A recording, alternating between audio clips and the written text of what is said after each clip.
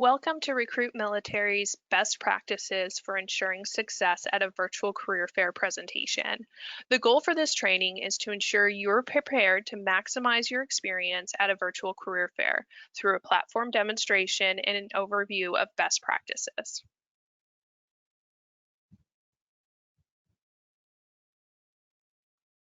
What is a virtual career fair? These are online events that offer you the opportunity to connect and virtually chat with company representatives from anywhere you have a solid internet connection in real time. Now, with current events, having that real time engagement with companies can be tricky. So that's why virtual career fairs have become so popular. However, many people are uncertain of what to expect, how to prepare, and what they should do to really maximize their success. So, our team has put together 5 tips on what you can do to ensure you have a great experience and overall positive results. Now, this is just a quick overview of what those tips are. We're going to dig into each of these individually. Tip number 1, you'll want to commit, register early, complete your profile, and upload your resume. Now, if you've not yet registered for a virtual event, you will need to create an account.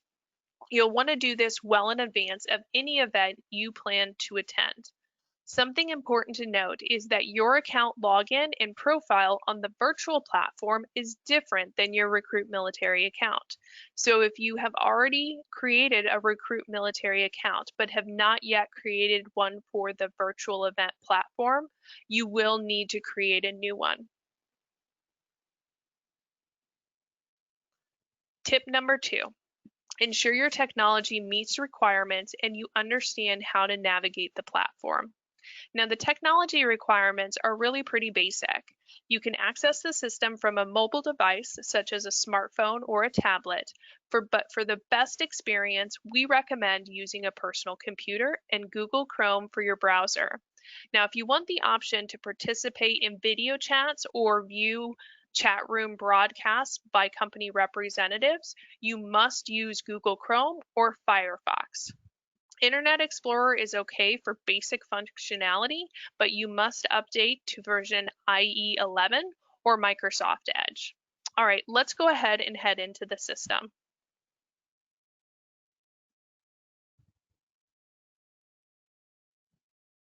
All right, first let's start out at the Recruit Military website. You'll want to go to recruitmilitary.com and click on an I'm a job seeker.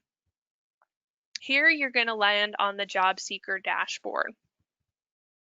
For the purposes of this webinar and presentation, you'll want to scroll down and click on Register Now under Join a Virtual Career Fair. Now, if you have the system set up to identify where your IP address is coming from, it will automatically default to the 2 closest events nearest you.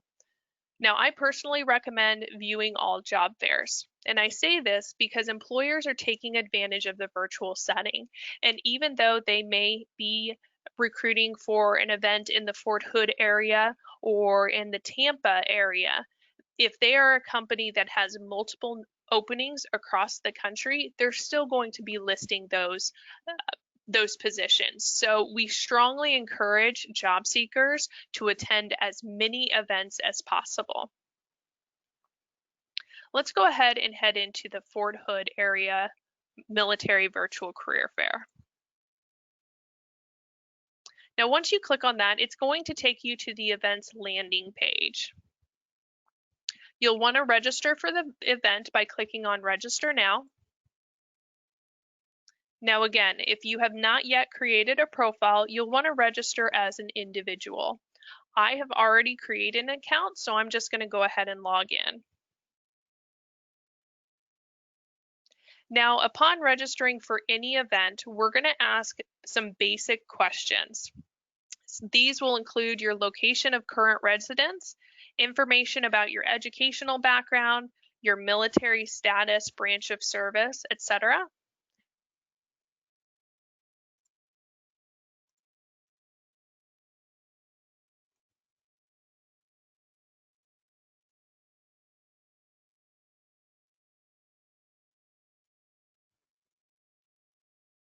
and then you'll just want to click Next. Again, it's going to look for your contact information, whether or not you're willing to relocate, your MOS, NEC, AFSC. If you want to go ahead and add that, you can click on that button, type in your branch of service, hit Enter, and then you can filter by description if you so choose. From there, you can select the appropriate MOS or NEC, click Add, and it's going to go ahead and populate that for you. Now, if you are a military spouse, you can just type in military spouse for this section. And then it's going to ask you some basic information about your background, your security clearance status, as well as how you heard about the event.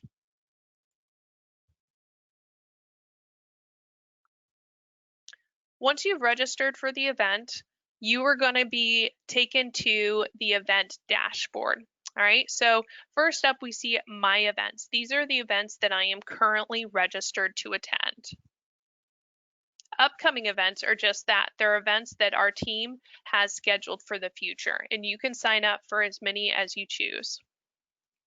Past events, again, same thing, events that I have attended in the past. And then the job board. Now, the job board is different from the Recruit Military job board.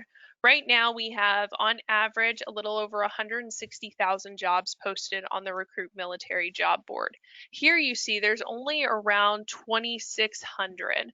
Now, the reason for the difference is companies will put in jobs specifically for events that they're going to be attending. You can really think of these as hot jobs or immediate needs and fills. All right, next up, I want to take you over to edit your profile. And this is going to be where you want to put in your personal information. Again, I encourage you to complete this in its entirety. Employers are going to be reviewing candidates in advance of events, and they're going to be looking at your background and your resume. So the sooner you have this completed, the more likely you'll be able to match with an employer's requirements. Some basic information here. LinkedIn, we do strongly encourage candidates to include their LinkedIn account. However, with Instagram, if you use it in a professional capacity to highlight your professional experience, by all means, include your Instagram account. But if you're like me and the average person and you're strictly using it to keep your family and friends up to date on what's going on in your personal life, we don't recommend including it. Right. From there, you'll just want to click Save Details. And then you can click on Education. This is where you can add your educational pursuits, resume and documents, upload your resume, cover letter, reference letter, and transcript. Portfolio samples. So if you have any sort of digital portfolio samples that you want to share with employers, you can include that here. And then email preferences. This is where you can opt in and opt out of receiving email notifications from our team. Next up, I want to take you over to messages. This is the message center within the virtual event platform. These messages live only within the platform itself. So it's going to be your responsibility to proactively check these messages. All right, employers will send messages in advance of events to give information about the events they're going to be discussing, or what they're going to be discussing at the events, what their chat hours are, if they've already reviewed your resume and would like to schedule a specific time for you to come in and chat with them.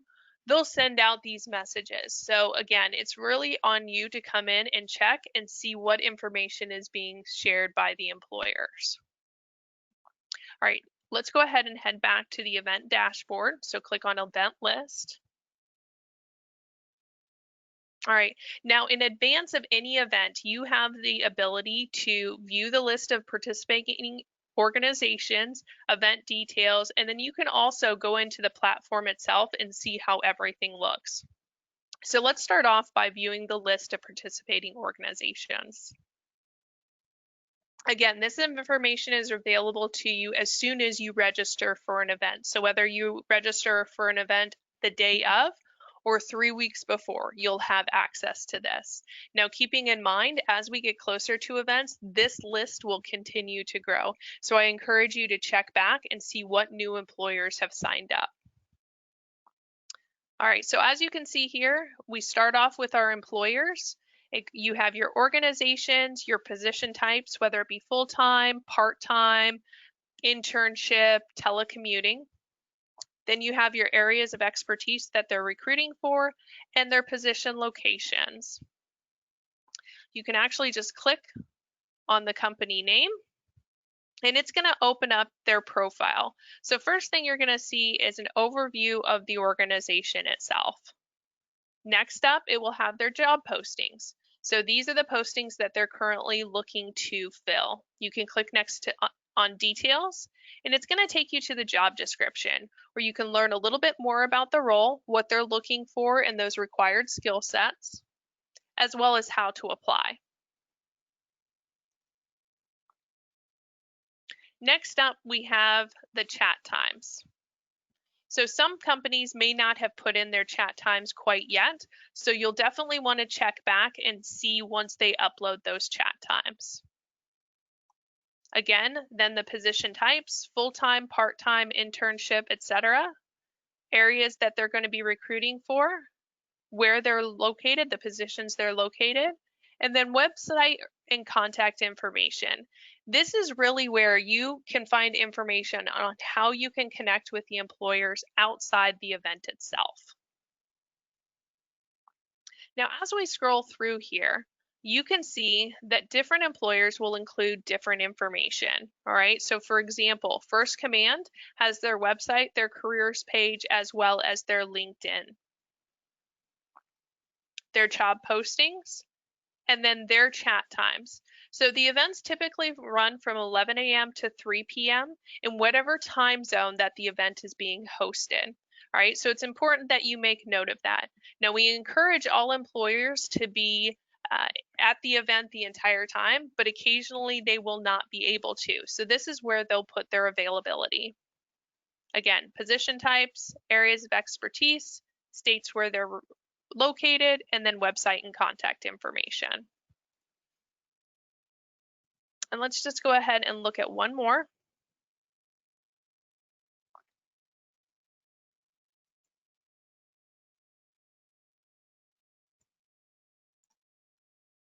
Again, every company is a little bit different as far as what they're going to share within their profile. Next up, we have our academic institutions. Often we have educators that will come in and provide information on their degree and training programs. So in order to learn a little bit more about those organizations, if you're looking to further your education, you can go ahead and click on the name.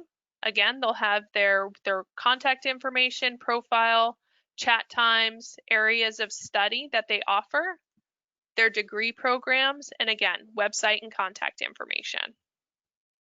Next up, we have our sponsors. So these are the organizations that have a very highlighted need or want to highlight their relevancy within the military and veteran community. So first up, we have DAV. DAV is our title sponsor for all of our events. They're a phenomenal organization that provides information on veteran benefits and how you can navigate the veteran benefit system. They also provide information on employment assistance as well as their complete suite of resources. And then we have our premier exhibitors. Again, these are the companies that are looking to highlight their needs and ensure that individuals understand what they're looking for. And then finally, we have our chat schedule. As I mentioned before, events typically run from 11 a.m. to 3 p.m. However, not every organization is going to be logged in the entire time. So for example, the FAA is only going to be logged in from 12 to 3, so they're not going to be there at the start of the event. So if you want to talk to them, you'll want to make note of this. Now, a great feature here is you can actually add to your calendar,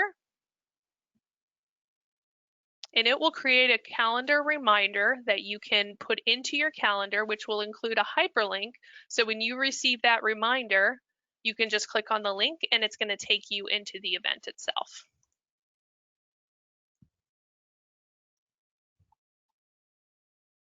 All right, now we don't have an event running right now, but I still want you to have the opportunity to see the system in action.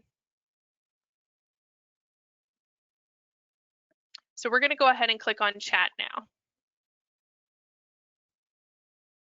All right, now when you first come in to the event, this is what you're going to see. All right, so this is really what you can look at when you walk into a live event. These are all of the employers, all of the booths that you would see before you. All right, so a couple things I want to highlight here.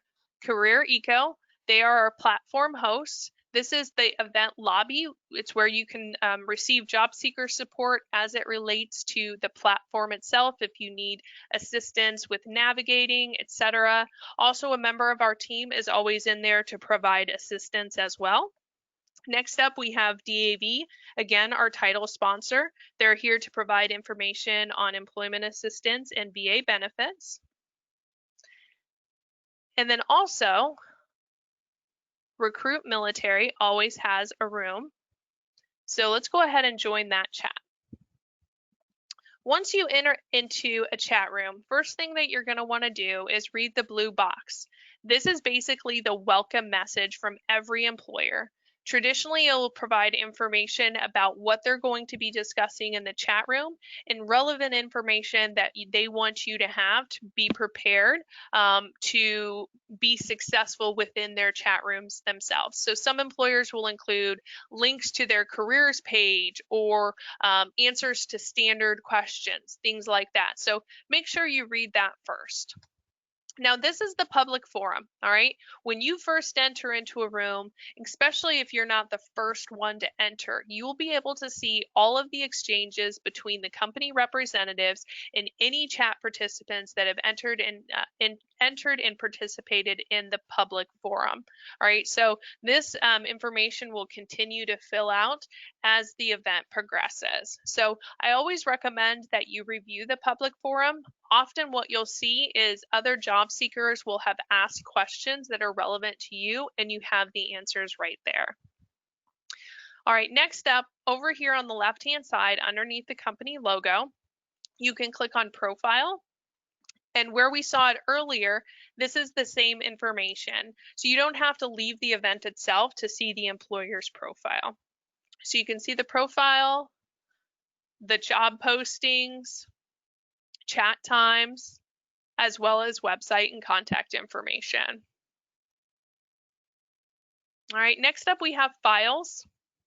So these are documents that the employers will upload into the system that you can download on your end. All right, so typically what you'll see here is handouts that they would normally give at live events. So whether it be brochures, informational pamphlets about the company, I've also seen some organizations will upload benefits information or training requirements, things like that. So again, you can click here and it will go ahead and download that information and you can save it.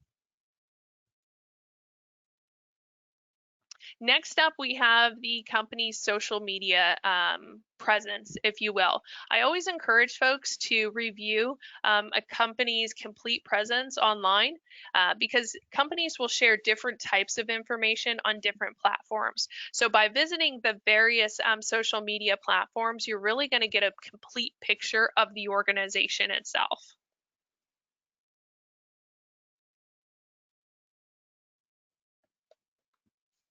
All right, next up. Underneath that, you'll see organizational representatives. These are the company representatives, and then below that is the chat participants. Now, you'll see yourself, obviously, but you will also see any other chat participants that are currently in the room. However, you'll only see their first name and first initial of their last name, and they'll only see you the same way for privacy purposes. Now, once you've had the opportunity to review the public forum, if you have not yet been engaged in a private chat, I strongly encourage you to engage one of the company representatives in a private chat and launch your elevator pitch. So to do that, you can just click on Invite to Private Chat. Here, a separate box is going to pop up. The exchanges that take place in the private chat are only available to you and the organizational representative. So as you can see here, that is only going to be available to you. Now, the organizational representative, when they respond, again, the message will pop up down here. Now, if you type a message into the public forum, anybody within that comes into the room, either that's currently in the room or comes in the room in the future, will be able to see your messages. So what I recommend is for here, general information, general questions, and for the private chat, reserve this for your elevator pitch, personal information, anything that you don't want the general public, a conversation that you just want between you and the recruiter. Now you have the ability to be in up to 3 rooms at any given time. So let's say you initiate a private chat with the recruiter in one room, you've reviewed the public forum, and you're waiting for a response. From there, you can actually join another chat room and start the process again. Review the information and then go in and look at their profiles, their files, etc., engage with their organizational representative. Now, once you receive a response, a little message will pop up saying private chat. You can go back to that tab and you'll see next to one of the organizational representatives, a blue circle with a number in it. That means that that person has sent you a private message. You just click on their name and it's going to pop up down here. Okay. Now, if you want to be in more than one room, which I encourage, you can open additional rooms. But once you try and open one more room, you're going to receive a message saying you can only be in 3 rooms at a time. You click OK, you close out, and now you can open another room. Now, a couple icons here, information here on the right-hand side. If you need assistance, having trouble navigating the system, etc., you can call, you can email, and then you can also access a quick tutorial. Chat icons, so next to the company representatives, as well as next to your name, you'll see various icons. This is what all of those mean. Finally, we have our little speaker button. So by default, all of these are going to be selected. I personally recommend unselecting everything except for always play sound when message received in a private room. Otherwise, you're going to be hearing a lot of different sounds and it can be very confusing. This one you'll know is a message or something is being directed specifically to you. All right, now one other thing that I want to mention is the system does not allow you to download every conversation from every chat room.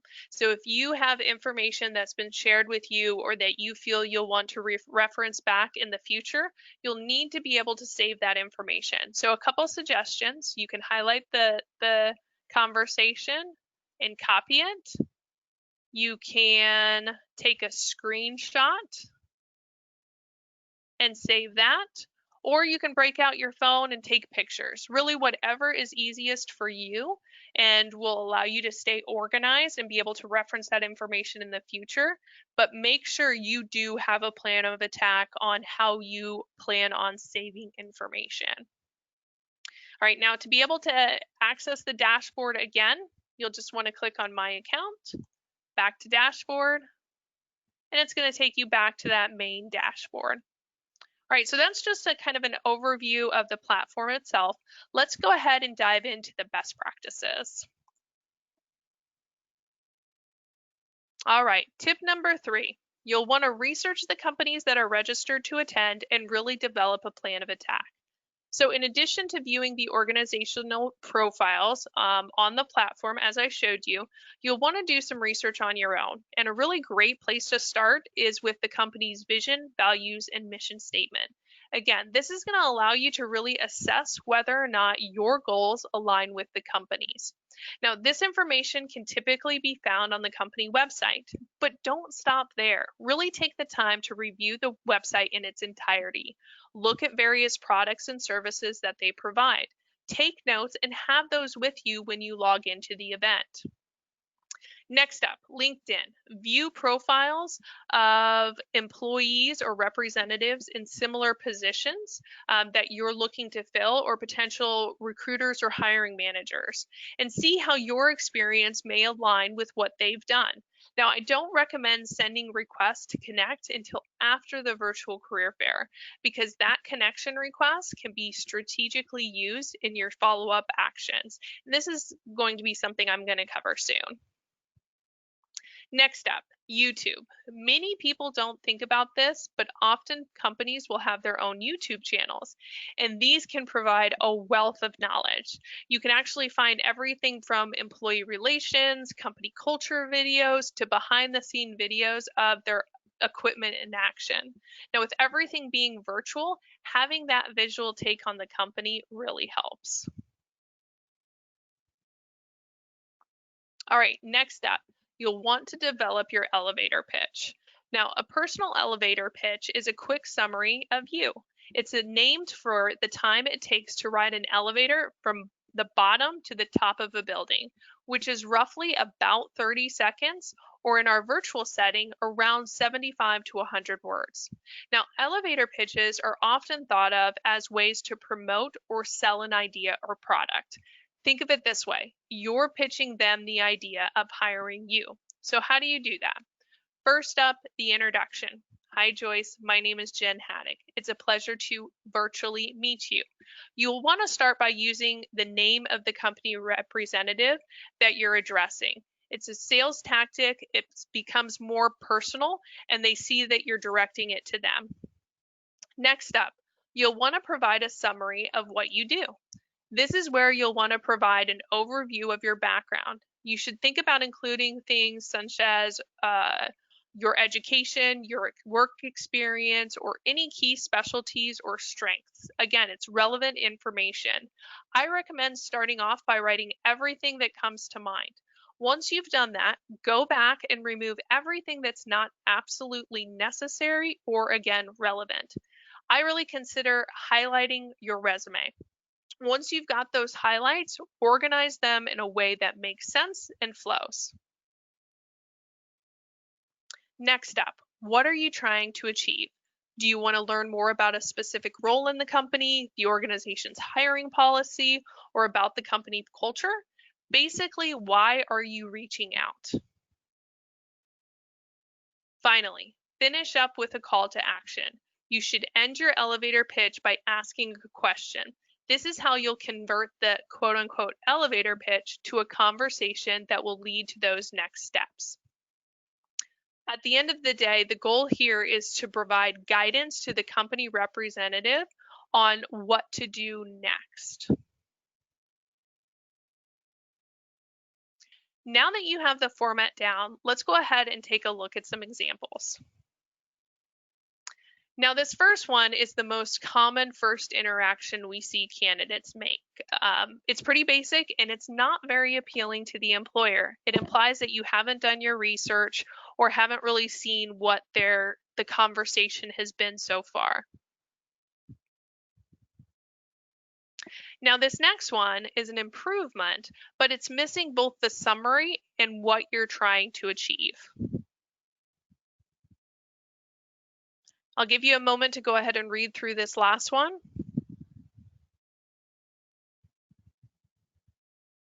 Now, this final example, it hits all of the key components of an elevator pitch. It has that polite greeting and introduction. It provides a summary and a little bit more background. It then states what they're trying to achieve and has provided a call to action in the form of a question. Now, another approach to developing your elevator pitch is using a job description in your resume to tailor it. On the left, I have a job description. On the right, I have a resume. As I click through each section here of the job description, it's going to show where on the resume it matches.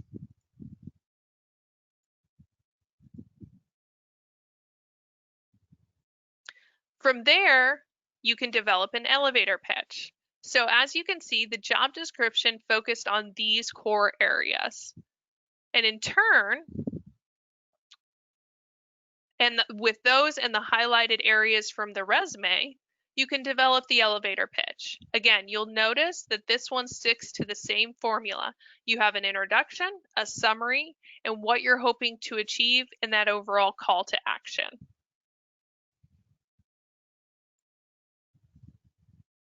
Next up, it's important that you develop questions that are relevant to the industry. Now, going by industry, you can have questions that will cover a number of companies.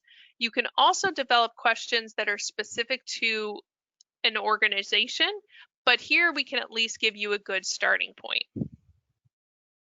So whether you're looking for something in finance and industry, HR and logistics, government and defense, manufacturing or maintenance, service or sales, IT, maybe you're looking to get some information on a school, law enforcement, or healthcare.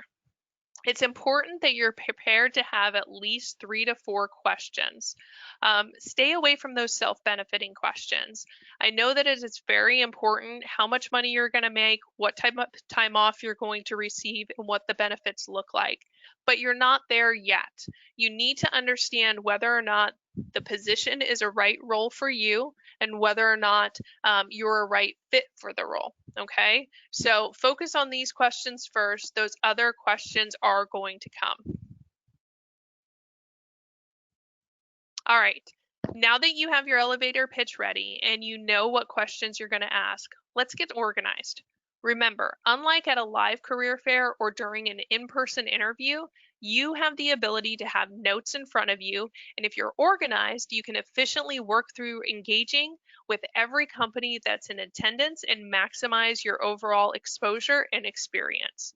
I always say this, cut and paste is your best friend, and if you're organized, you can quickly maximize your experience and engage with as many companies as possible. Okay, it's day of the event. It's go time.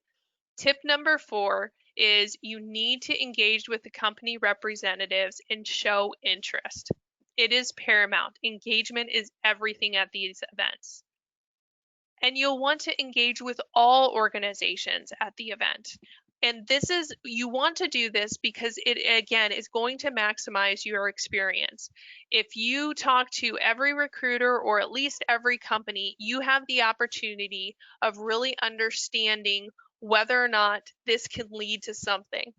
A lot of companies will be able to provide you guidance not only on positions they may be recruiting for, but if they don't have something that aligns with your background, they could possibly refer you to somebody else or another company. So again, it's important that you engage with everyone. You're already there, so take the time to really understand what companies do and see if you can make a network and develop that network further through the event.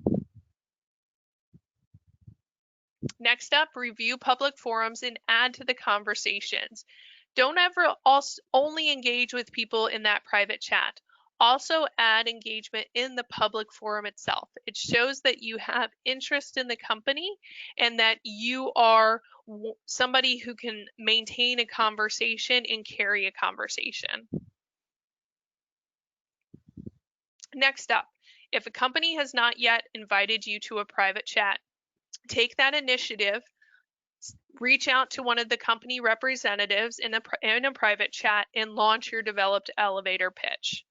Don't just say, "Hi, how are you?" It's important that you launch your complete elevator pitch. Often at these events, we have recruiters that will have multiple candidates within their chat room, and they're trying to engage with everybody. So if they don't have information readily available, it could be 2 or 3 minutes before you get through the chit chat to the core of what you're trying to discuss. Nobody has time for that. Make sure that you launch your elevator pitch and get the conversation started. Next up, Use clear professional business communications. It is very easy, especially in an online environment, to fall onto online slang, internet slang, if you will. Never use emojis, never use LOLs. It's important that you maintain that professional business communication. Next up, ask for next steps and contact information. This is very important. This is going to allow you to understand where this conversation is going to take you and who you should follow up with. Many recruiters are more than willing to provide this information, but they're just not going to just hand it out without it being requested. So again, take that initiative and understand what their timeline looks like. Because if you do that and you understand what the next steps are, it can help you adjust your career search. And finally, save your conversations. As I mentioned earlier, it's important that you have a plan to save the relevant information that you want to have access to later. Tip number 5, follow up. You need to take your interactions to the next level and follow up with the companies of interest. And that starts with applying for discussed positions. So even though the recruiter may have a copy of your resume and say that they're going to consider you for a role, it's important that you still take that initiative to apply for the position itself. We recommend this for 2 reasons. 1, it's going to show that you are truly interested in the position. And 2, it's going to keep you in the mind of the recruiter. Once you apply for a position, you are now in that what we call requisition, and the recruiter has to disposition you as they progress through monitoring and closing out that requisition. All right, so make sure you stay on their radar by applying for those positions. Next up, LinkedIn. Again, I mentioned this a little bit earlier. Don't connect with people until after the event, because now you can connect with somebody and have relevancy and they'll understand why you're reaching out. All right. So during a connection request, you only have 300 characters to work with. So make sure you make those count. Use their first name when you're sending out that personal connection request. How did the 2 of you meet? A little snippet of maybe what you spoke about and what you're hoping to achieve. In this case, you'd like to learn more about the organization and what you need to do to continue in the application process. Again, always end conversations with a call to action. Next up, thank you notes. Many people overlook this one step in the process. It is very important because A, it again keeps you in the mind of the recruiter. And B, this is where you can tailor the conversation, tailor your resume to ensure that the position that the 2 of you discussed matches your skill sets. So you may have had a general resume in the event itself under your profile, but now that you've had the opportunity to connect with a recruiter, you can now send them that thank you note and attach a tailored resume. All right. So again, use the thank you note strategically. It will set you apart from the crowd. All right, that brings us to the end of the best practices. Again, for a quick refresher, remember you need to commit, register early, complete your profile in its entirety, and upload your resume. Employers are actively reviewing this information well in advance of the events. 2, ensure your technology is set up and you've had the chance to review the platform. Remember, you can access the system via tablet or a smartphone, but to have that best experience and be able to access all functions, we recommend using a personal computer with Google Chrome as your browser. 3, research the companies and develop your plan of attack. Make sure you've done your research, developed your elevator pitch, and have questions ready and are organized. 4, don't forget to engage with every company at the event you attend. Every interaction has the potential of leading you to your dream job. And 5, finally, Follow up. Career fairs are only the beginning. Make sure you take your interactions to the next level and follow up with the companies you're interested in pursuing. Thank you for reviewing this presentation. As a reminder, here's our complete list of resources. If you have questions following this presentation, you can email me at jenhaddock@recruitmilitary.com. We look forward to seeing you at our next event.